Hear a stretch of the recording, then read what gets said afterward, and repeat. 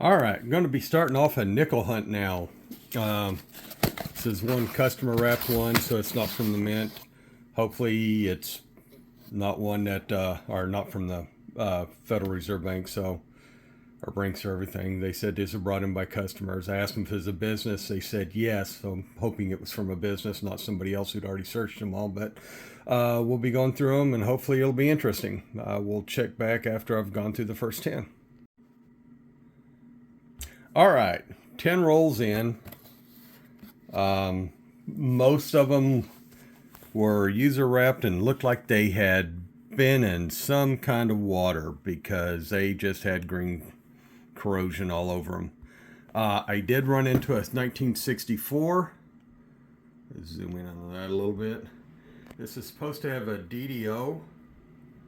I don't know if you can tell that really looks like machine doubling to me, but it's in the same area, and I don't see the machine doubling there. But I do see it in the states and the T's and stuff like that. And there's something going on with the die there, but it doesn't look like, or with the mint mark, but it doesn't look like any of the DDOs I've seen pictures of. So. And move up here. Yeah, if I can hold it. That doesn't look like the doubling's involved. Well, yeah, I can't really. There might be something there. Can't tell if that's that or just after mint damage. But so I'm going to look at this some more off and on, see if I can go up to Variety Vista and see if I can find something that matches it. I've been trying to just match it to stuff in the Strike It Rich with pocket change books, and it had, you know, something in there for the A. Turn it to right. Yeah, what am I doing here? All right. It showed doubling in you know, around the A and the T and stuff like that. But I really think that's just, that looks kind of like a double strike. But I'm going to look into that a little bit more and see if I can get a better shot of it. So I will check back in with you after the next 10. Y'all have a... won't be long for you. All right. I thought I'd do this just to show you. This is what a lot of the coins from the user rolls are coming out of. And I got several more these rolls here to go through, and there's a lot more of them, and a lot of them have just been coming out really corroded. But I finally found one nickel from the 50s also. One. A 1954. Yeah, 1954D. It's the only one from the 50s so far. Other than that, the oldest one I found is from the 60s. So, I will check back in though. I just thought I'd bring it up real quick to show you. I still got, you know, 7 more rolls to go for this 10, but I just wanted to show y'all what I'm looking at here. All right, I'm down 20, gone through 20 now. I found one more pre-50. This makes 2 made in the 50s or earlier. This is a 1951D. And I got some shiny ones there. I'm going to check against my book, although I don't think any of them are going to be upgrades. And those are the westward bound ones from 2004, 2005. The couple I found. Oh, this is also one of the westward bound ones I found, but seems to have some issues. I'm trying to figure out, is that the wrapping machine? Is that a really ring of death on steroids, or is that something else hit that thing to cause that? Luckily, it's not one of the DDRs or anything like that. So, but yeah, that's where I'm going. I still got 30 more rolls to go. I will check back later. All right, I'm down through 10, 20, 30 the rolls right now. I got 20 left. I got 10 setting out and 10 more in there just to make it easier to count since they're laying in like that. I actually started finding something. This last roll I found a 1940 D, or no, S, excuse me. That is an S. 1940S. 1959 D. And get my hand out of the way. 1954. And that one's Philadelphia. Now, unfortunately, this is what a lot of the coins I've been finding look like.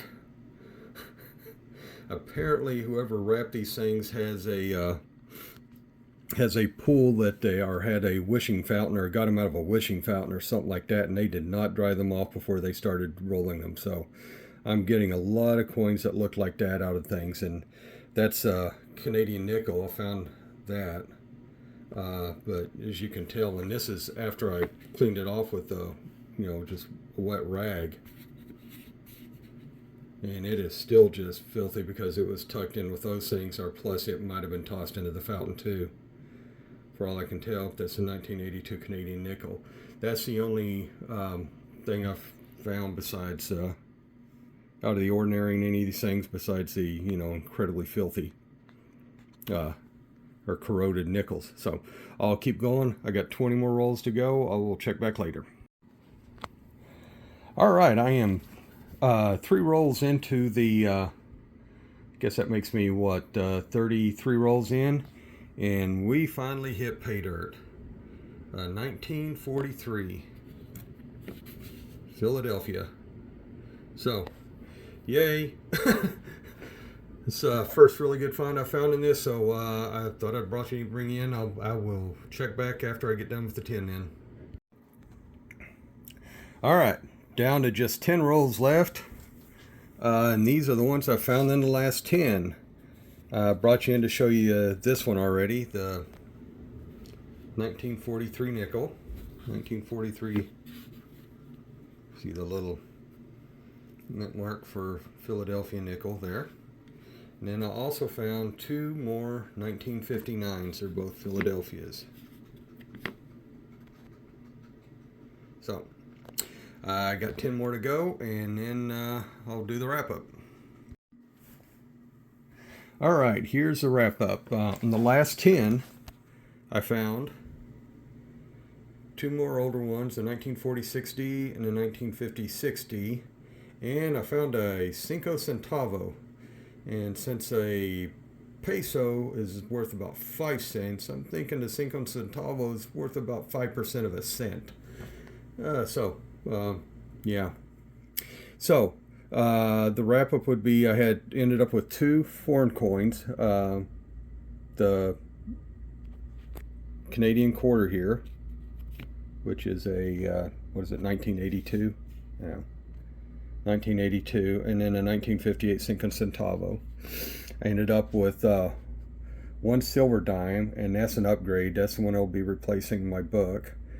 These other 2 are also going to upgrade, or they're new adds to my book that I found, 1940, and what's the other one, the 51, and then the 54s and the 59s, and the 46 and 56 here aren't upgrades. I already had those in my book. So, and then these 2 are upgrades in my book also. Or no, I actually, one of them's the one on the right with the ring of death. I don't know if you can see that real well, but with the little ring of death on it, that one was in my book. It's going to get replaced by that one just because it doesn't have the ring of death. So that's how we ended up. 1 silver, yay, 2 foreign coins, and some upgrades for my book. So and also had this 64D, which is supposed to have a double die in this area, but that still just looks like machine doubling. But I'm going to take a close-up picture and post it up on the forum and make sure. So hope y'all enjoyed the wrap-up. And I put everything else, all the 64s and everything, I'm just sending back to the bank because I got like tons of those already. I'm just keeping the Philadelphia bison and handshake ones because I very seldom see those. And there was more in that one than I've had in the last 2 cases of nickels. So I'm hanging on to those. So that's it, and hope y'all enjoyed it. Have a good day.